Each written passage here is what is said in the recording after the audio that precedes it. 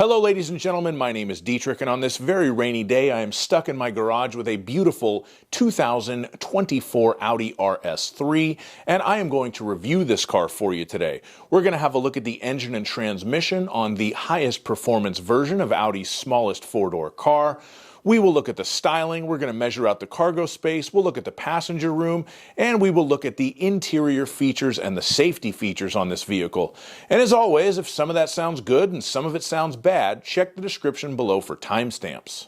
So we are going to start with the most interesting part of the RS3 under the hood. What you are looking at there is a 2.5-liter turbocharged 5-cylinder that has 401 horsepower and 369 torques. This 2.5-liter 5-cylinder is an outgrowth of the old 2.5-liter 5 that they used to use in the Mark V Jettas and Golfs and Rabbits and New Beetles. And that in and of itself was an outgrowth of the 5-liter V10 in the original Lamborghini Gallardo. So pretty interesting lineage here for this engine, from very high performance to very pedestrian to, again, very high performance. It is hooked to a 7-speed S-Tronic dual-clutch transmission. Of course, Audi's legendary Quattro all-wheel drive is standard.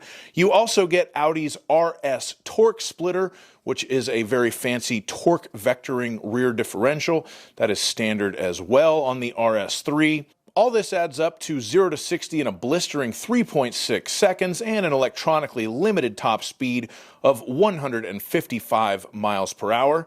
And this particular car does have the RS Sport Exhaust with black tips. That is a $1,500 option, and we are going to give that a listen now.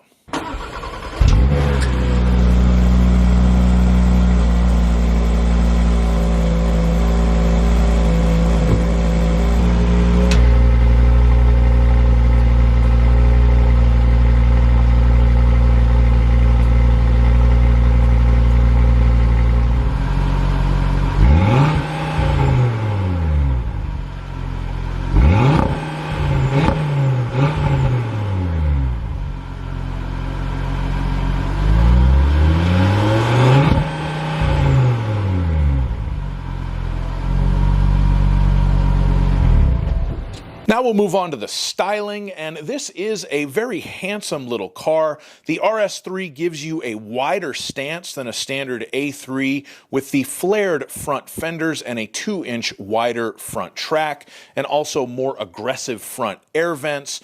So the whole car does look meaner, especially up front. You will also notice the RS3 signature matrix design LED lighting with checkered flag design. When you unlock the car, it'll actually flash RS3 in the little checkered flag portion of it, but as hard as I've tried, I haven't been able to pick that up on the camera. LED taillights with dynamic turn signals are also standard, and this particular example of the RS3 is finished in turbo blue, which looks excellent, and it has the Black Optic Plus package, which is a $500 option. That's why we have these matte black 19-inch Y-design wheels with summer tires and the blacked out Audi rings and badges. Now we're going to measure out the cargo space on this RS3. So we're going to open the trunk, get the laser tape measure, and see how we do. The length of the cargo area with the back seat in place, 2 feet and 11 inches.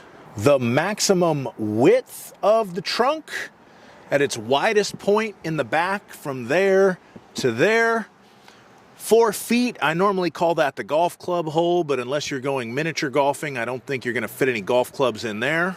The minimum width of the cargo area from there to there, 3 feet 1 inch. And the height of the interior of the trunk is a paltry 1 foot and 4 inches. And I must say, Audi has fallen down. When I was selling them 15 years ago, they always painted that and finished it nicer, and not anymore, but you know, whatever. Inflation is what it is. The maximum length of the cargo area with that back seat folded down, approximately 5 feet and 6 inches. I say approximately because it does depend where you have that front seat set.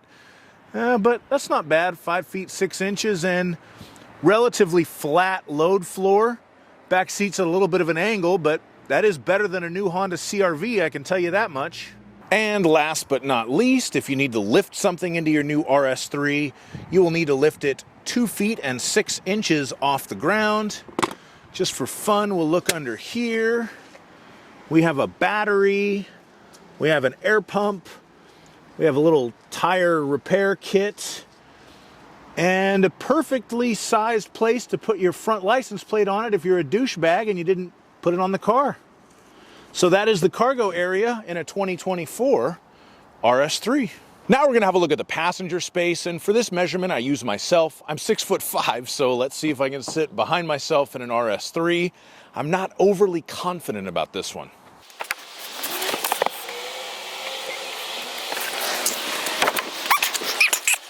We're just going to say no. Okay, the RS3 is a car of many strengths. Passenger space for an orangutan like myself is not one of them. So I do fit in the front just fine, as we can see there, but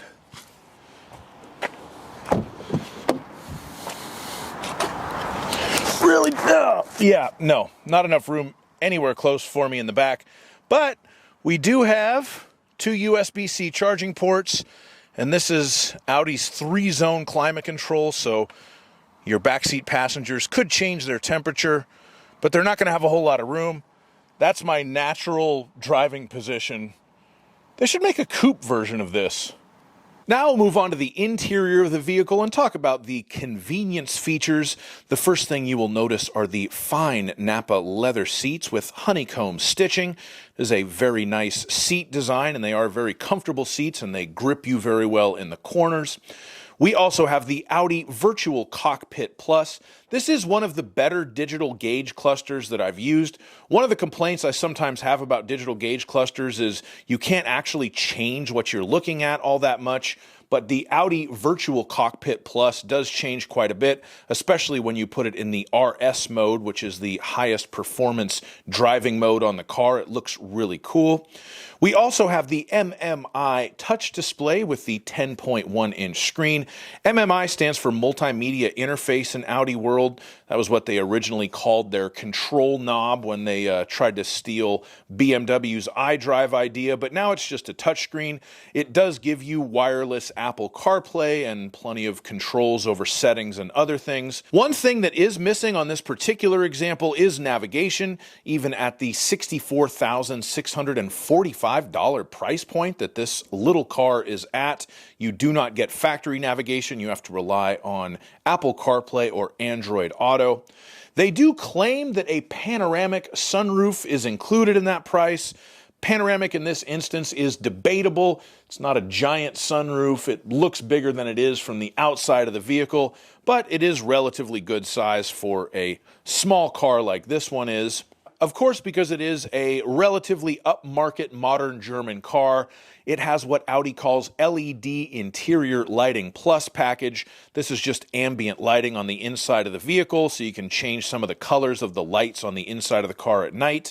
It's not as extensive of a system that you might see in a BMW or especially a Mercedes, but you can still change the lights on the inside, so I know that's a big deal for a lot of people in the market these days. And you also get wireless charging and heated front seats and park assist, which, does anybody in the real world actually use this? If you drive an RS3, do you ever use the park assist that came standard on it? If so, let me know in the comments. Now we're going to move along to the safety features, and here we do have a pretty comprehensive set of safety features, although probably not class leading. We have the Audi Presense front, which gives us forward collision warning and emergency braking. You do have the blind spot monitors. You have front and rear parking sensors to go with the standard backup camera. There is no surround view camera on this particular example. And you have lane departure warning, so the car will warn you if it thinks that you're getting out of your lane. So a pretty comprehensive set of safety features, but I would say just state of the art and not cutting edge for this RS3. Thank you so much for watching my review of this RS3. A little bit limited by where I could film today just because the weather's being so unpredictable, but this is a fantastic little performance car.